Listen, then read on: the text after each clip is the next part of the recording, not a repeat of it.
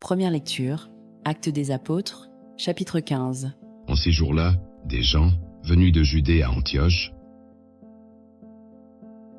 enseignaient les frères en disant : « Si vous n'acceptez pas la circoncision, selon la coutume qui vient de Moïse, vous ne pouvez pas être sauvés. » Cela provoqua un affrontement, ainsi qu'une vive discussion, engagée par Paul et Barnabé contre ces gens-là. Alors on décida que Paul et Barnabé, avec quelques autres frères, monteraient à Jérusalem auprès des apôtres et des anciens, pour discuter de cette question. Les apôtres et les anciens décidèrent avec toute l'Église de choisir parmi eux des hommes qu'ils enverraient à Antioche avec Paul et Barnabé. C'étaient des hommes qui avaient de l'autorité parmi les frères. Jude, appelé aussi Barsaba, et Silas, voici ce qu'ils écrivirent de leurs mains. Les apôtres et les anciens, vos frères, aux frères issus des nations, qui résident à Antioche, en Syrie et en Cilicie, salut, attendu que certains des nôtres, comme nous l'avons appris, sont allés, sans aucun mandat de notre part, tenir des propos qui ont jeté chez vous le trouble et le désarroi, nous avons pris la décision, à l'unanimité, de choisir des hommes que nous envoyons chez vous, avec nos frères bien-aimés Barnabé et Paul, eux qui ont fait don de leur vie, pour le nom de notre Seigneur Jésus-Christ.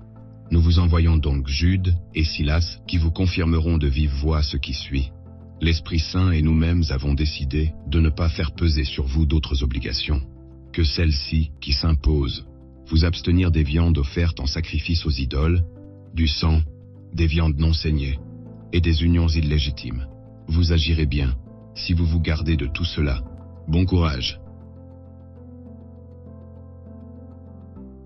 Au 1er siècle, Antioche de Syrie et la Cilicie formaient un carrefour stratégique au cœur de l'Empire romain. Antioche, troisième ville de l'Empire après Rome et Alexandrie, était un nœud commercial vital. Située sur l'Oronte, proche de la Méditerranée et connectée aux routes de l'Orient, elle permettait le transit des marchandises entre l'Asie et Rome. Cosmopolite, elle accueillait Grecs, Syriens, Juifs et Romains. Sur le plan religieux, c'est là que les disciples de Jésus furent appelés chrétiens pour la première fois. Ensemble, Antioche et la Cilicie furent des centres commerciaux, culturels et spirituels majeurs de l'Empire et du christianisme naissant. Enfin, la capitale de la Cilicie était renommée pour sa culture grecque et son activité intellectuelle, rivalisant même avec Athènes. Et, vous connaissez très certainement son nom, Tarse.